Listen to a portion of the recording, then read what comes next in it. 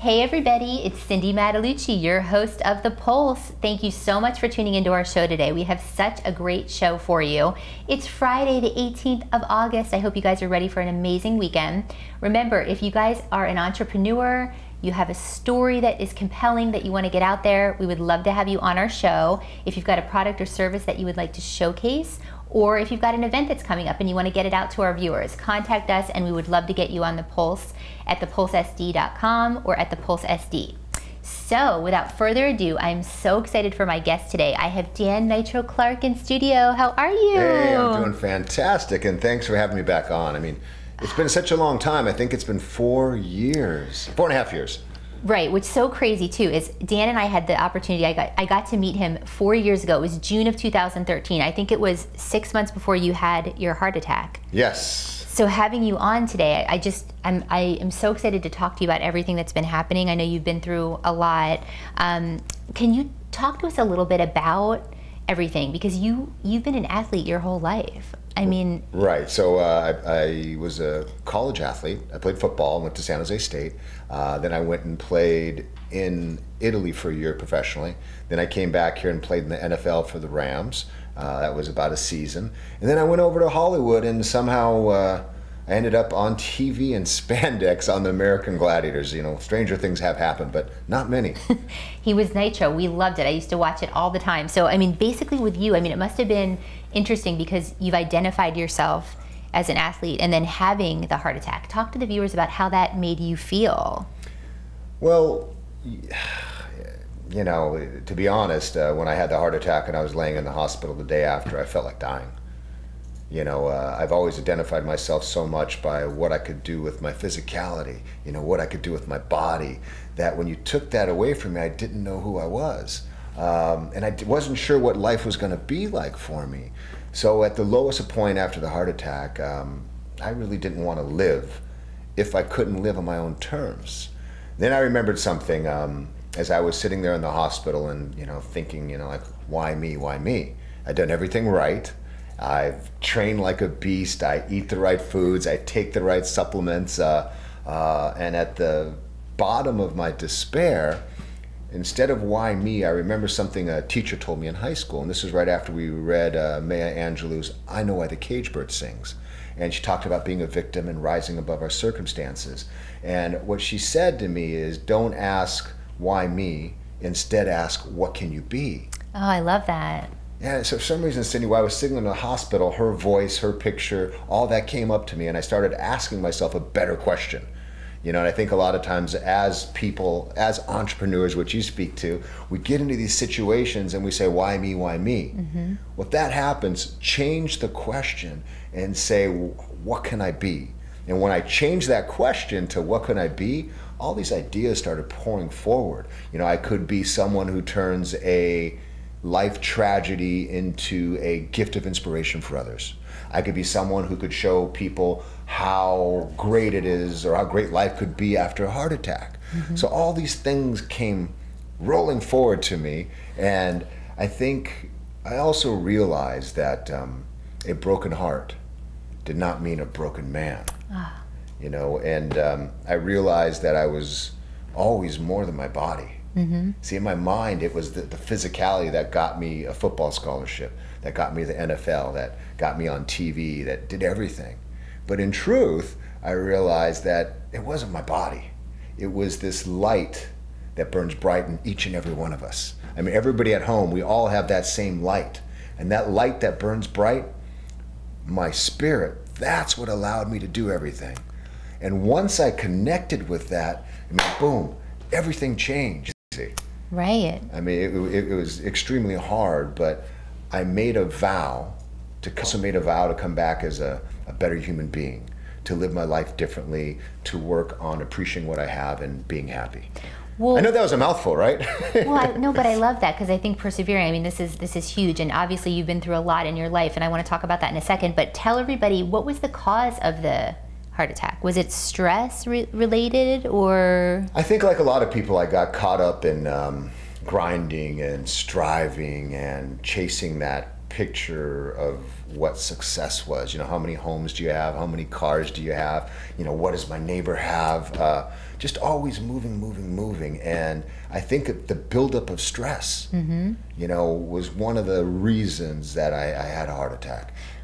Well, this resonates a lot with me. My father, we have heart disease in our family. My grandfather died of a heart attack. My dad just had open heart surgery. Sorry to hear that. I know, so this is a really passionate topic for me, and I'm assuming for you, after having that type of experience, it was probably, that's what preempted you to write the book. I mean, so talk to the viewers a little bit about your inspiration for putting this book. Okay, so I do have a new book. F Dying, which I love the name. I'm so excited about this. But talk to us a little bit about your inspiration for this. So as I started to come back, you know, I learned a lot of lessons, not only about life, but about myself. And one of the things I realized, and you hit upon this, is that we all struggle. We all hit difficult times. But a lot of us don't believe that we can get out of that difficult time. We cannot get out of that hole. But I think the same principles of success work in anything, whether it's building a business, whether it's reclaiming your health, whether it's being the man or the woman you want to be in front of your family and your kids and your children. And that always goes back down to the simple practice of getting a little better every day. So the first day back from the hospital, my goal for the entire day was to walk down the stairs and touch my refrigerator and not die. Wow. So this different from my other goals, you know, winning an Oscar, playing in the NFL, you know, getting a book published. I had these huge goals. And I have to be honest, that goal of walking downstairs and touching the refrigerator, when I accomplished that, it felt as good as any other goal I had. I think a lot of times we set our sights not too high, because I believe in shooting for the stars, but we judge ourselves every day where we are in accordance to our larger goal.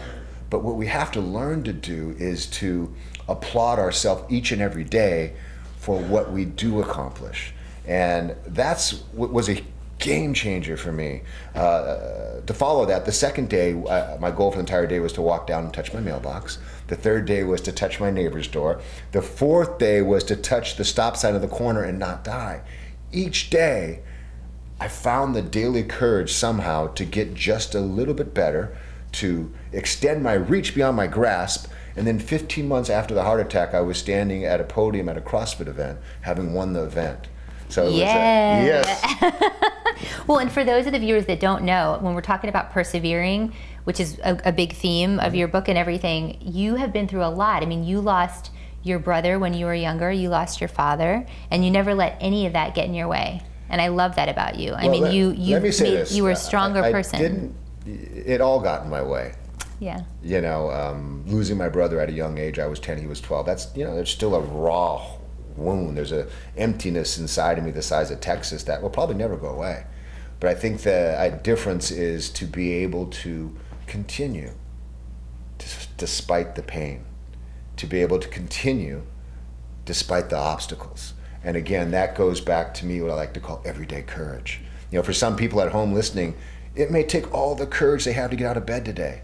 And if that's what it is, man, I salute you. Everybody has a different barometer on what they need to do. You know, and I found too, something I changed is I don't compare myself anymore.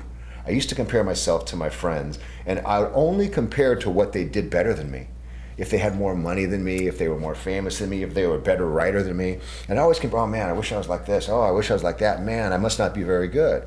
I've learned through this experience that comparison is the thief of joy. Yes. As long as I stay in my own lane and I stay true to my ideas, I stay to who do I am, and I stay true to my purpose, I'm doing great. Well, and that's what I kind of wanted you to share, because I know you made serious changes. There's some key things that you've implemented that maybe that they could implement on their... I have a couple practices I do now that are different. So as I was talking about before, I used to save feeling good, selling a book, getting a promotion, meeting the perfect girl, buying the new car. Hey, when I get that, I'll be good. I fell into the I'll be happy win syndrome. Do you know what I mean? I'll be happy win? Yes. So you don't stop and smell the roses. It's like you're just like thinking about the next thing. Or you put off your happiness until you achieve something. Yes. But oh my God, Cindy, there are so many things every day to be happy about. So I have a practice now where I call it putting deposits into my happiness bank. Oh, that's awesome. So each day I try to find three things that make me happy, and I take a moment to acknowledge it. So and they're usually simple things that we may have overlooked in the past because we are so focused on the big thing. So a simple thing would be you walk outside in the morning and the sun hits your face. And I take a second and I say, oh man, the sun feels good on my face. And then on the exhale, I say, thank you. And what I'm doing is I'm putting a deposit, like I said, into my happiness bank. You keep doing these little deposits all day long, and happiness overflows to all areas of your life. So that's one.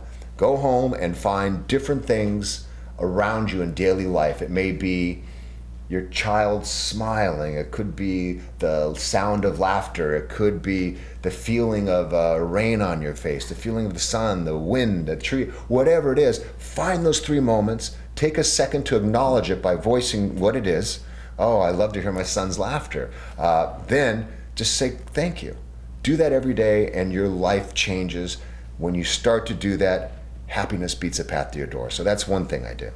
The second thing, with that gratitude practice, I keep a gratitude journal in the morning, things that I'm grateful for in my life. And studies have been done, I can't name which ones, but there have been tons of studies done that it's the frequency of our happy events that makes us happy, not the size of them.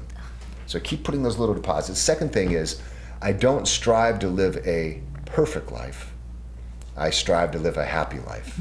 And there's a huge difference, right? Oh my gosh, especially today with like social media, everybody is putting this profile, out there that's perfect. Nobody's perfect, right? Right. And it's like, let's share that authenticity and let's take time to be happy. I love that message. I think, I have sisters. I have 3 amazing sisters, and I think it affects women more than men. They try to be the perfect mother, they try to be the perfect spouse, they try to be the perfect friend, they try to be the perfect at their job, and they put so much pressure on themselves. So my thing is, start to be happy, not to be perfect.